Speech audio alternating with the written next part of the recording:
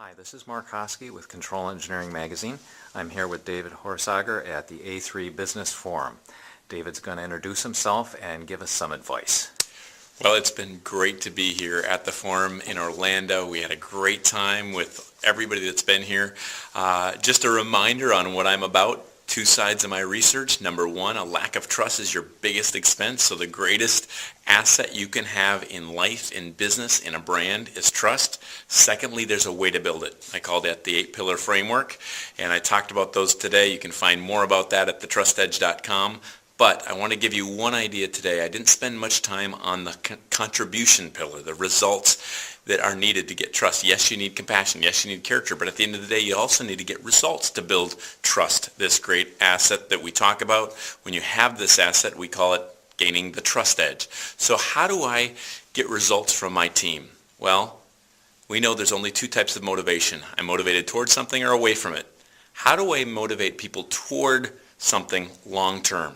I call it the 6 E's of motivation, or really of motivating contribution on your team. Here they are. Number one, encouragement.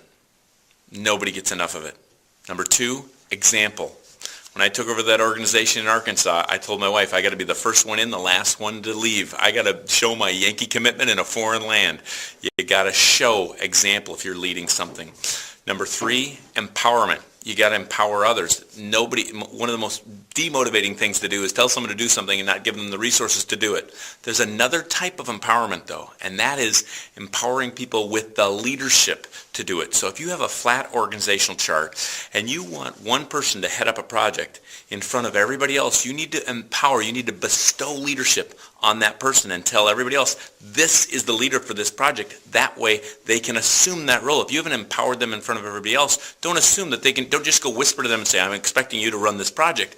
Bestow it in front of everybody so they have the leadership given by you to do it. Another one is expectation. We know if you expect great things, you might get them. You expect terrible things, you're sure to get them.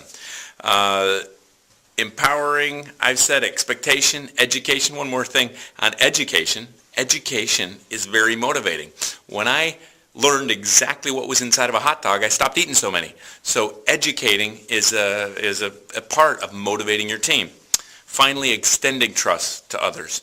You can almost always extend more. Yes, you've got to be careful where compliance or kids issues or health issues are involved, but extending trust, people generally step up when you extend trust in the right way. Of course, I read a whole chapter on it in the book, so it's not that easy, but consider, could I extend more? When you do, you motivate people, teams, organizations. So let me run through the 6 again real quick.